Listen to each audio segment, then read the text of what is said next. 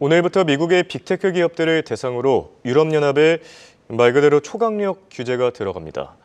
자, 이미 중국과 미국이 빅테크 기업들을 옥죄고 있는 만큼 이번 계기로 테크래시 문제가 전 세계로 확산되지 않을까 각종 경고음도 나오고 있는데요.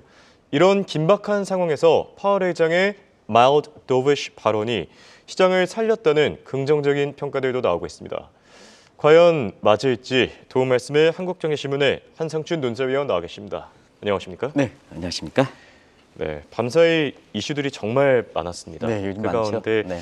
이 가장 주목을 받았던 건 아무래도 파월 회장의 발언이 아닐까 싶은데요. 입장이 또 바뀌었습니다. 네, 사실 시장에서는 그 파월 발언이고, 예, 그리고 지금 산업계에서는 오늘부터 그 미국 EU의 예. 유럽이 미국의 7대 내지는 6대 기업을 대상으로 해서 이건 미국 기업뿐만 아니라 전 세계 빅테크 기업으로 초강력 규제에 들어가는데요. 그렇죠. 이 내용이 아마 산업계에서는 굉장히 큰 파장일 겁니다. 예, 두 가지 사항을 좀 말씀을 드리면 일단 파월 발언은 이번에도 또 달라졌습니다. 그렇습니다. 그래서 오늘 그 월가에서는 오락가락한다 이런 얘기를 하는데요. 어쨌든 시장에서는 좋은 쪽으로 발언했습니다. 그렇죠. 예, 마일드 더브시해서 좀 온화한 비둘기파 발언 이렇게 이제 번역하면 될까요? 예, 근데 그만큼 오락가락했냐 하는 내용을 잠시 작년 12월 FOMC 회의의 기자회견을 기점으로 해서 한번 보도록 하겠습니다. 예, 작년 12월에 FOMC 끝나고 나서 기자회견에 굉장히 스트롱 더브시 발언을 했죠.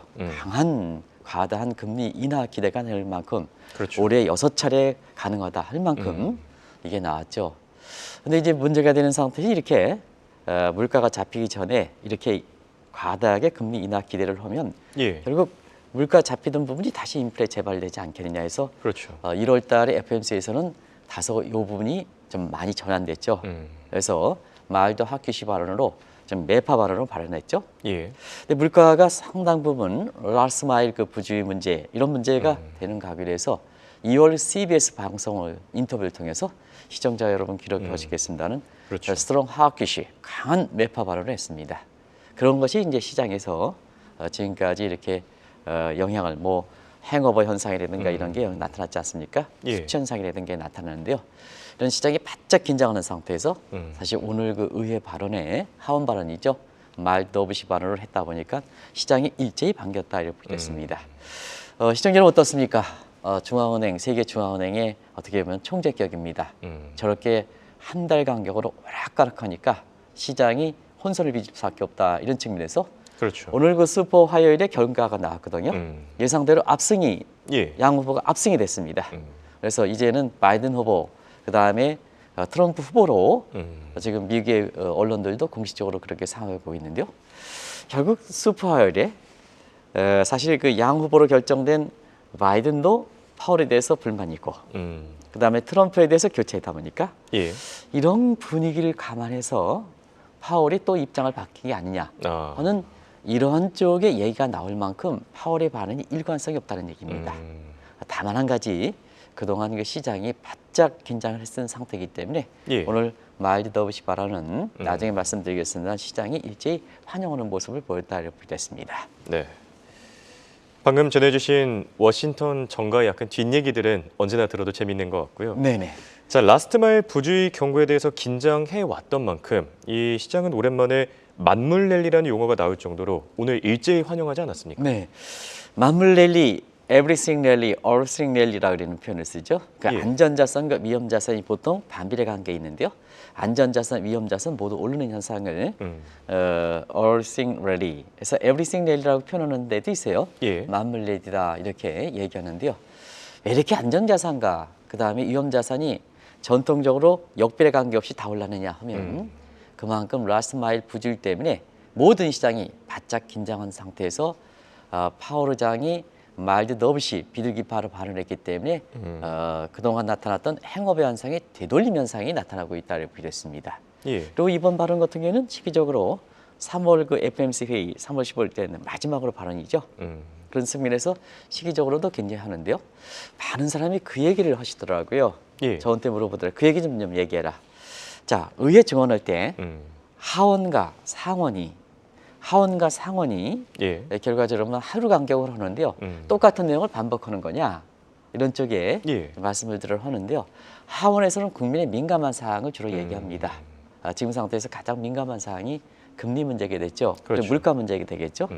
그다음에 상원에서는 통화정책 방향 관련돼서 문제입니다.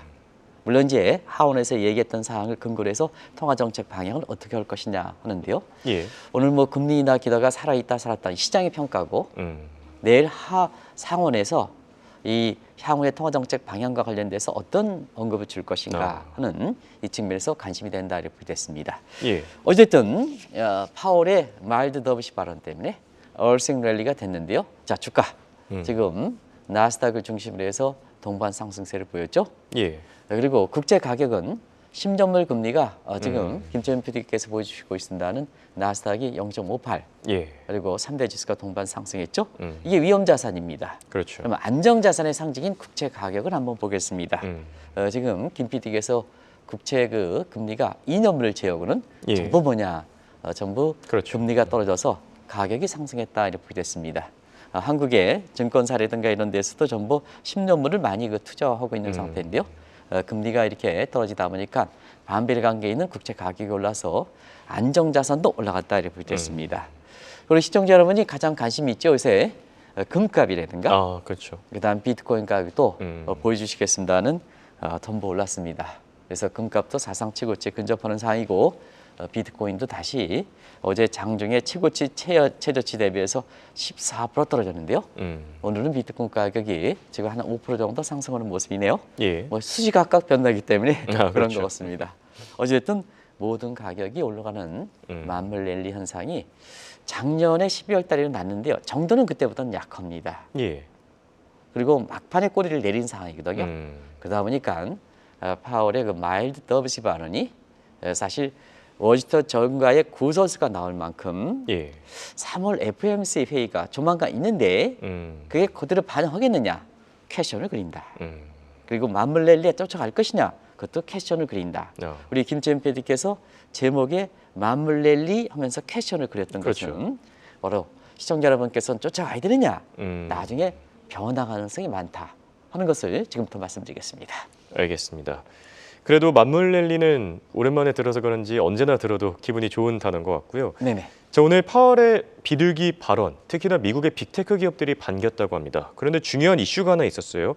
아까 짚어주셨듯이 산업계에서 오늘 유럽연합의 빅테크 규제에 크게 주목하지 않았습니까? 최대 뉴스죠. 그렇죠. 최대 뉴스죠. 사실 이유가 미국의 빅테크 기업, 여기는 AI라든가 지금의 Magnificent Seven 같은 이런 종목들이 이런 기업들이 되겠는데요. 예. 오늘 게이트 쿠퍼 규정을 오늘부터 발행합니다. 그러면 게이트 쿠퍼 규정은 한번 뭘까 하는 것을 지금부터 말씀드리면 예. 오늘 두 가지 내용입니다. 하나는 DMA라고 해서 디지털 시장법입니다.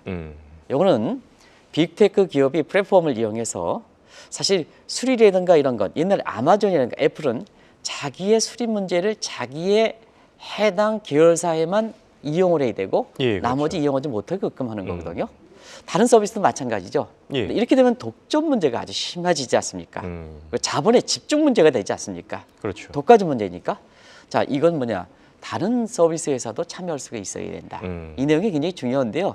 시장 관계상 쭉 세계를 바라봐야 되니까. 예. 이 내용은 한국의 지금 SK 하이닉스라든가 삼성전자라든가 AI, K 반도체 관련해서 다 관련된 사항이기 때문에 예. 굉장히 중요한 내용입니다. 알겠습니다. 그리고 DSA에서 서비스업이죠.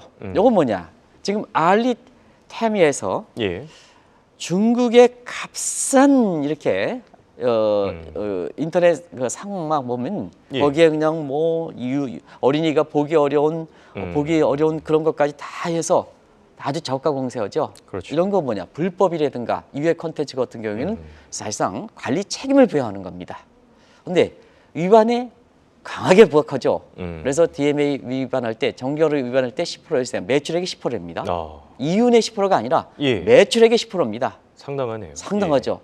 DS 위반에 6% 벌금. 그런데 DMA를 위반한다. 플랫폼의 독과점 문제를 위반한다. 그럼 예. 최대 20%까지 됩니다. 아. 이게 애플과 지금 뭐냐 여러 가지 아마존이든가 지금 AI 업체 관련된 이런 업체들이 굉장히 예. 비상에 걸렸던 상황입니다. 음. 근데 이 문제 관련해서 시청자 여러분 아시겠습니다는 빅테크의 규제 문제는 테크래시 문제인데요. 빅테크의 주가 향방 강화에서 굉장히 중요한 문제죠. 그렇죠. 그래서 오늘 이후에 이 빅테크에 대한 규제 문제 때문에 오랜만에 들어보시죠. 테크래시 문제가 다시 불가되고 있다 이렇게 됐습니다. 예. 용어를 설명해 드리겠습니다. 테크래시는 테크놀로지의 플러스 백레시의 성 문제다. 예. 결국 정부가 빅테크에 대해서 규제하는 문제뿐만 아니라 또 빅테크 기업은 지금 이제 애플이라든가 아마존은 이후에 탁 규제 문제 때문에 지금 아주 숨을 죽이고 고개를 숙이고 있죠. 예. 근데 반드시 고개만 숙이는 거 아니거든요. 음.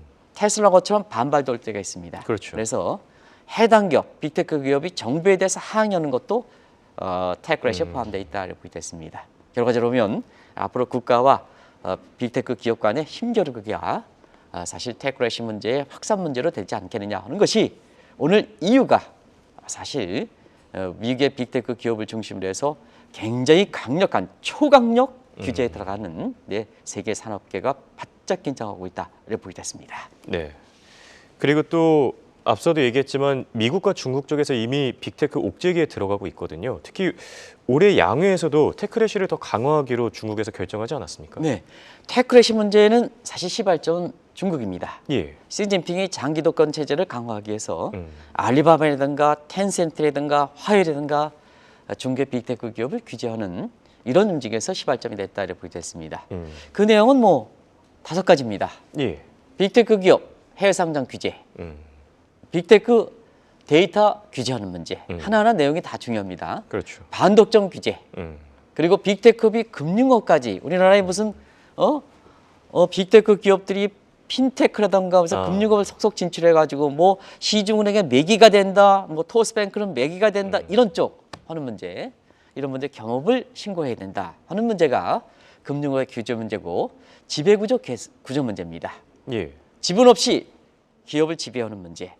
사실 실질적으로 오너가 되지 않고 우리나라는 이사의 의장이다 뭐 해서 뒷전에서 인사 문제를 다 하는 실질적으로 장악하는 예. 실질적인 마치 황제처럼 해는 이런 문제 규제한다는 얘기입니다. 그렇죠. 근데 지금 양해가 진행되죠. 예. 일전에 말씀드렸습니다는 반독 간접법, 국가기밀법, 그 다음에 사실 디지털법은 이번 양해에 대해서 강화하거든요. 그럼 이후의 규제 확산과 함께 중국은 이번 양해들을 통해서 테크래시 문제, 중국의 사실 빅테크에 대한 규제는 더 강화한다 이렇게 보였습니다. 예. 그래서 이후의 규제 문제는 중국과 함께 세계적인 문제가 될 것이다 하는 것을 말씀드리겠습니다. 예.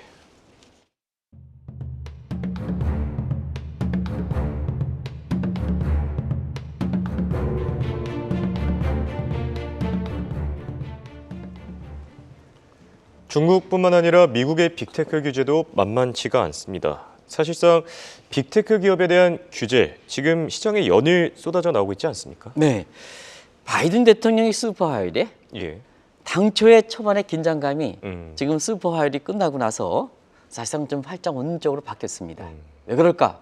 당초보다는 사실 그 숨어있는 샤이층들의 지지를 얻으면서 의외로 지지율이 한 90% 이상까지 올라간 상태거든요. 예. 지지율을 볼 때는 오히려 트럼프보다는 더 올라가 있습니다. 그런데 이번에 슈퍼하이리 사실상 민주당의 후보로 결정되면서 다시 한번 국민의 화합과 그다음에 통합을 강조했습니다. 자, 이걸 산업계 측면에서 보겠습니다. 왜 예. 통합과 화합을 가냐? 취임 2021년 1월 20일보다 기업 내지는 계층 간 사실 양극화가 더 심해졌다는 얘기입니다. 특히 지난 3년 동안 M7이라는 이런 빅테크 기업이 나올 만큼 예. 이 빅테크 기업들은 어떠냐? 경쟁 없는 자본주의입니다. 그렇죠. 승자 독식입니다. 자본의 집중 문제가 들어가고 있습니다. 자본의 집중 문제. 아주 자본이 빨려 들어가지 않습니까? 예. 그래서 미국이 지금 증시가 잘 간다 하더라도 M7 종목 이외에는 다른 데에는 차별화가 되게 심한 상태 아닙니까? 이거 어떻게 놔둬야 되겠습니까? 규제하는 거죠. 그래서 취임 초에 미국의 독과점 규제를 했던 사실 FTC의 위원장이었던 리나 칸이 다시 한번 등장하는 겁니다. 그러면 리나 칸의 내용이 오늘 실시하는 이후에 빅테크 기업에 대한 초강력 규제와 어떤 점이 다를까 하는 것을 그 내용을 한번 보겠습니다. 예. 킬러 인수 제한. 이거 과거 M&A 승인 문제, 적대적 M&A든가 뭔가 해서 시청자 여러분 아시겠습니다는 그 페이스북이 X로 갈 때 여러 가지 적대적 행위할 때 강력한 규제를 했죠. 이게 내용입니다. 각종 플랫폼 독점 문제. 지금 오늘부터는 DMA라고 그러나 DS 예. 문제. 똑같이 플랫폼 독점 문제. 플랫폼 가지고 카카오처럼 우리나라 것처럼 전부 독점해가는 시장 상권까지 독점해가는 얼만큼 지금 MZ세라든가 소상공인에 지금 카카오가 그동안 얼마나 문제가 됐습니까? 문제가 됐습니까? 그런 플랫폼 가지고 독점하는 문제. 예. 이런 문제를 규제하겠다는 얘기입니다. 그리고 아마존과 애플이 자사 제품의 수리를 자기 계열사에 맡기는 이 문제는 앞서 말씀드린 것 같이 DMA 마찬가지로 굉장히 이것을 규제하겠다는 얘기입니다. 똑같은 얘기죠. 예. 그리고 핵심 인재 이직을 제한하겠다 하는 문제죠. 역시 AI라든가 이런 문제는 인재가 중요하지 않습니까? 이게 뭐 연봉이 조금 준다고 해서 확확 하면 이게 개인적인 입장에 직업의 근로에 자유졌지만 국가 산업에서는 엄청난 문제가 된다. 왜냐? 옮겨가는 기업에 대해서 모든 역량이 집중되니까 그렇죠. 한 사람의 이동만이 되는 게 아니고 전 산업계라든가 자본이 집중하는 문제가 되니까 많은 파장을 미치죠. 예. 그게 근로자의 전문직 근로자의 공용성 문제입니다. 내가 조금 봉급이 이렇게 많다고 해서 조금 홀딱 다른 데 옮겨가나가?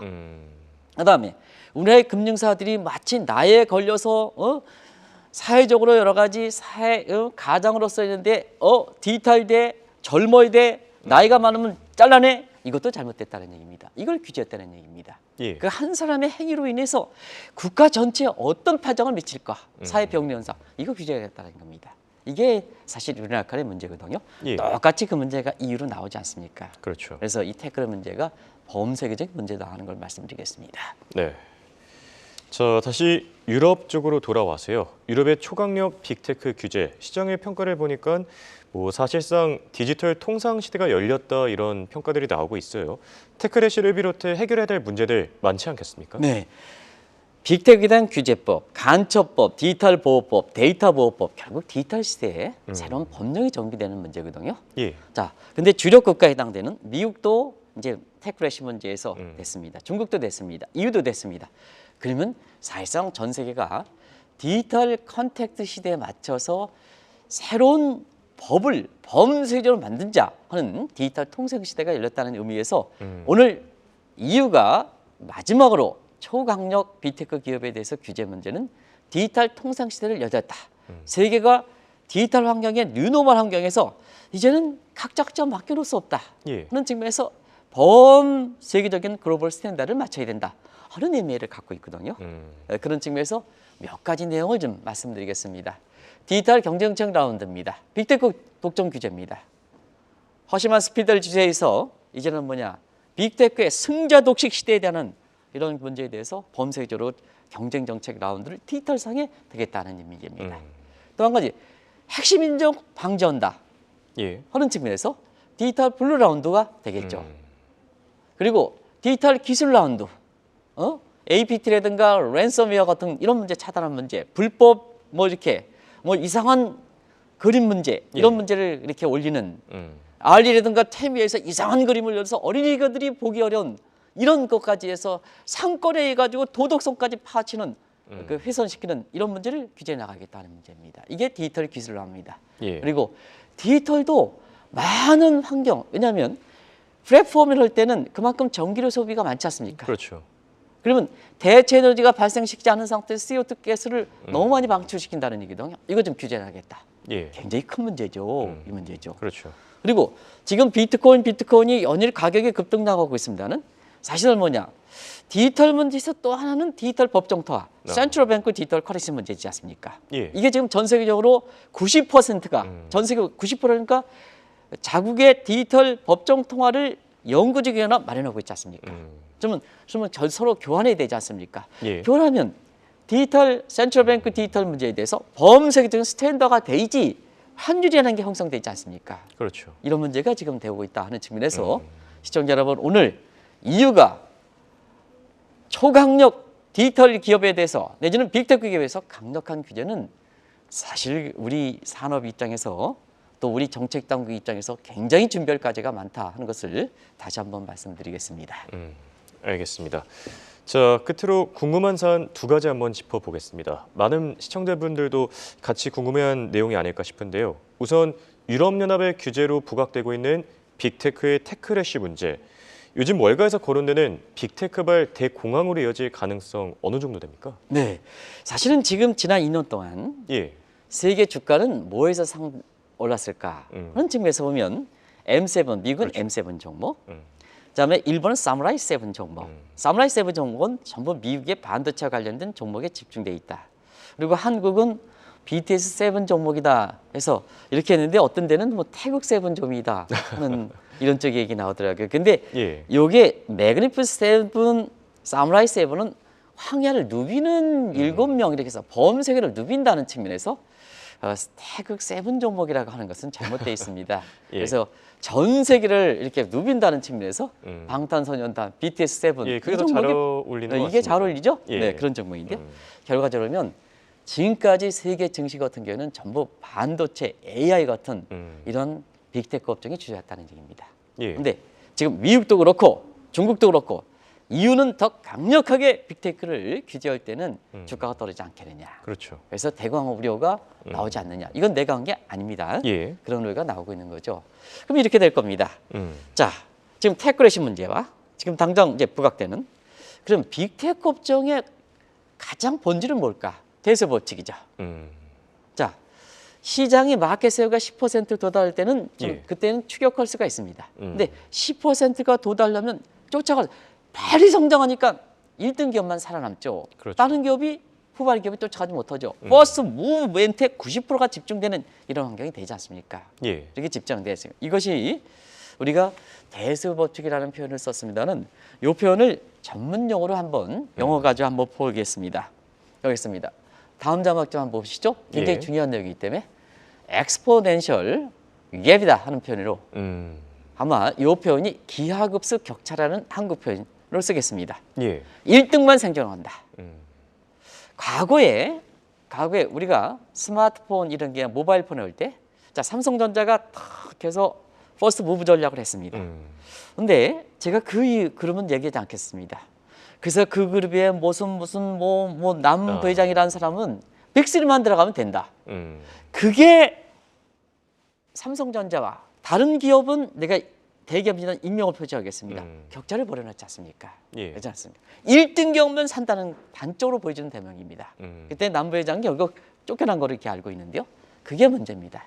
결과적으로 보면 테크래시가 문제가 될 때 앞으로 테크래시발 빅테크발 주가가 떨어질 것이냐 한 문제는 결국 자 테크래시 때 빅테크의 본질인 젠슨 황해 법칙 내지는 대세 법칙 기하급수 격차 이게 대립관계에서 누가 승리할 것이냐 그런 문제죠.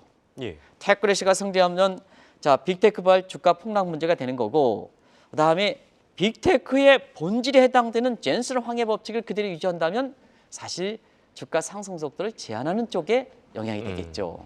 그런데 사실 지금 상태에서 보면 테크래시는 빅테크 업적의 본질은 젠슨 황해 법칙 내지는 대세의 법칙 기하급수 격차를 제동하는 그래서 본질적으로 보면 테크래시가 사실 젠슨 황해 법칙을 아주 누르는 게 아니라 속도만 제한하는 이런 속으로 이렇게 가지 않겠느냐 하는 측면에서 시청자 여러분한테 향후에 빅테크 업종 관련해서 한번 차익점 실현해달라. 앞으로 주가가 올라가더라도 베이스가 이미 이렇게 올라간 상태에서는 그렇죠. 올라간 만큼 수익이 안 난다. 또 세계적으로 보면 빅테크 업종이 주가가 올라가고 집중도가 올라가면 규제가 들어갈 수밖에 없다. 그래서 미국과 중국에 의해서 EU도 초강력 규제에 들어가는 게 아니냐. 오늘 아마 파월의 사실 마이드 노브시 발언이 없으면 예. 빅테크 업종들 굉장히 많이 떨어졌을 겁니다. 그런 점을 참조하실 필요가 있다 하는 것을 말씀드리겠습니다. 알겠습니다. 그리고 남은 질문 하나는요. 파월 의장과 관련된 질문인데 최근 들어 계속 오락가락하다가 오늘은 결국 의외의 비둘기 발언을 내놨습니다. 3월 FOMC 얼마나 반영되겠습니까? 네, 일단 한 달 간격으로 왔다 갔다 하니까 예. 파월 발언 그렇게 많이 믿지 마시기 바랍니다. 음. 그리고 1월 달에도 예상치 대비해서 3.1% 미국의 CPI가 예. 나와서 예상점에서 그때부터 라스트 마일 부지가 나온 부지가 거거든요. 나왔었죠. 예. 2월 달은 자 다음 주에 발표하는데요. 지금 예상은 1월 달이 3.1%인데요. 2월 달 CPI가 한 3.3%더 높게 나올 거로 이렇게 보고 있습니다. 예. 그 선행격이 한국은행의 2월달 CPI 발행인데요. 자, 1월달까지 2% 안정이 되다가 다시 3.3%대로 올라갔거든요. 예. 그런 것이 지금 2월달에 CPI가 다음 주에 발표될 거로 이렇게 보이기 때문에 결과적으로 오늘 꼬리에 주가 상승폭이 도브스 발언 이후에 좀 많이 올라가다가 꼬리가 조금 내렸습니다. 결과적으로 그것이 시장에서 시사점을 던져주는 게 아닌가 해서 라스트 마일 부주의 이런 문제가 사라져 있고 또 이번에 마일드 도브실 발언을 해서 예. 사실 과도한 금리 인하 기대는 살아있다 해가지고 시장의 낙관적 발언을 또 하시는 전문가들이 있는데요. 그렇게 미국의 페드는 그렇게 쉽게 변동하지는 않다는 것을 좀 말씀드리겠습니다. 예, 알겠습니다. 이렇게 오늘은 테크래시와 파월 의장의 발언을 주제로 얘기 나눠봤습니다. 지금까지 도움 말씀을 한국경제신문의 한상준 논설위원이었습니다. 네, 고맙습니다. 네, 고맙습니다.